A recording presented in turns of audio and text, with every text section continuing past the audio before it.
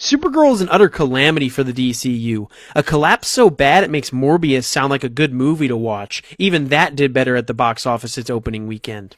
It's Morbin time. Yo, so this is KLA. And yesterday I went to go see Supergirl. Despite the negative reviews from other people on YouTube or other platforms. Yeah, so yeah, I went to go check it out.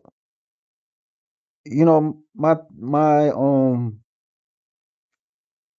review on it, I didn't think it was that bad as, people was trashing it, but I would say it wasn't a great film.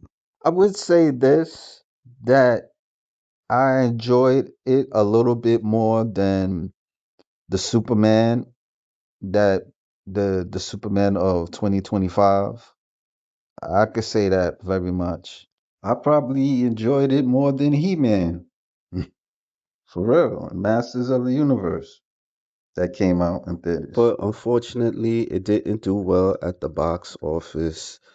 It lost to Toy Story 5 last weekend, and it lost to another movie, George Washington. I didn't even realize they had a George Washington movie. Yeah, but it's not doing good. So it dropped 73%. Supergirl. I mean, I know a lot of people is not surprised, before this film even came out, they was getting on the actress that played Supergirl. I know she said some stuff, before the movie came out, and they wasn't feeling her looks, all type of stuff, and yeah. So Miley Alcock. I mean, truth be told, I mean she didn't really have that Supergirl look, but it is what it is. I cannot tolerate more female superhero movies coming out where the woman is not respectively muscular. And a lot of people say, oh, it doesn't matter. It doesn't matter. Okay. The next Superman movie that comes out, okay, he's going to be 120 pounds soaking wet. Who cares? Who cares? Oh, it doesn't look like the comics? So what? It's your Superman, right? He's got black hair and glasses. Same guy, right? Not the same guy? Exactly. Exactly. And I hate that I border on the line of body shaming here because, yeah, great actress. But do you know what? That great actress could have done so much better with 6 months of strength training. And given the resources that actors commonly have available to them, 6 months, they could do some nasty work in that time frame. Nasty work. A little bit of a cap dealt on Supergirl. Love it. And we can't get reparations for the Superwoman movies or the Wonder Woman movies featuring Gal Gadot? Come on. So the movie was directed by Craig Gillespie, and the synopsis is while celebrating her 21st birthday, Kara Zor-El travels across the galaxy with her dog Crypto, during which she meets the young Luffy, Martha Null, and goes on a murderous quest for revenge. So yeah, this was based on the graphic novel Supergirl World of Tomorrow. I never read it, but I heard the graphic novel is pretty good. So who knows, maybe I might check it out. Yeah, man, back to my opinion, I didn't really thought the movie was that bad. There were moments that I did enjoy a bit, especially where, the Lobo, he was funny, Jason Momoa. The movie had me chuckled. I chuckled on some scenes and stuff.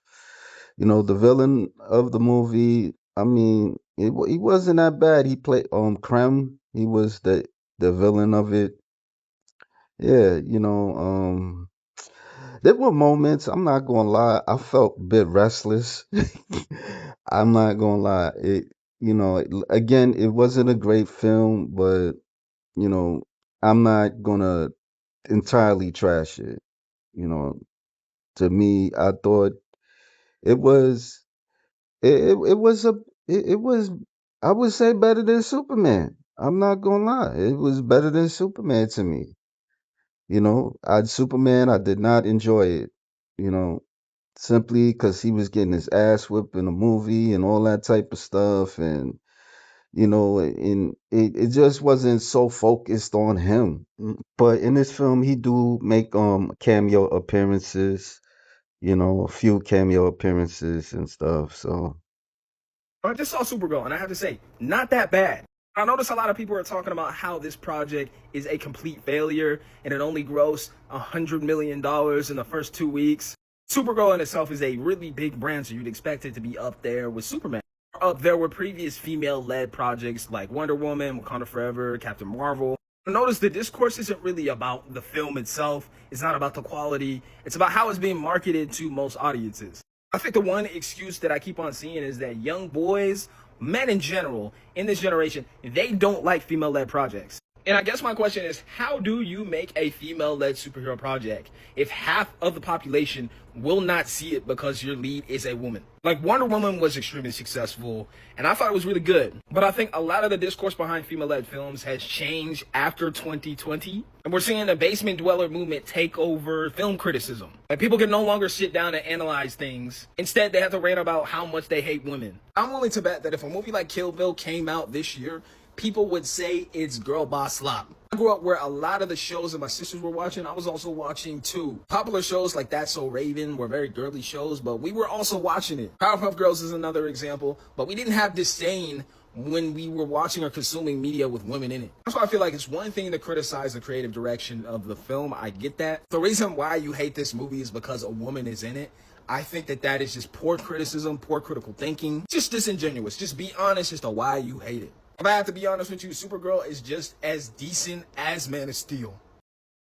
now, to a certain degree, there's some points that he made, but I don't think it's because it's a woman lead role. I think it's the stories. It's not really resonating with people. I mean, even with women, there were women YouTubers that was complaining about Supergirl. They didn't like it. I would say a lot of them may not care if it's a woman lead role.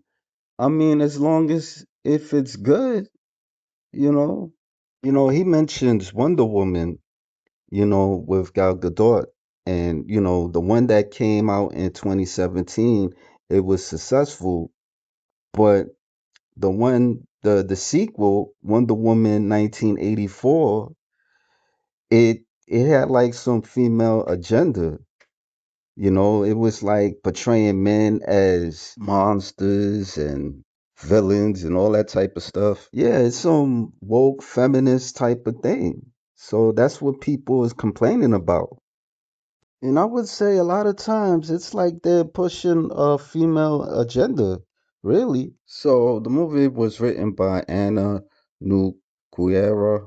I can't pronounce her name right. I didn't read the comic and stuff, but this Supergirl, one thing I didn't like about her, like she was drinking so goddamn much. She was acting like a dude, man. I mean, to this point, I mean, they could have just made her into a stripper or something, a pole dancer in another galaxy or some shit like that. You know what I'm saying? Instead of her getting wasted and all this type of craziness. I mean, I don't think it's a great role model for girls and stuff like that. You know what I'm saying? You might as well have just done that.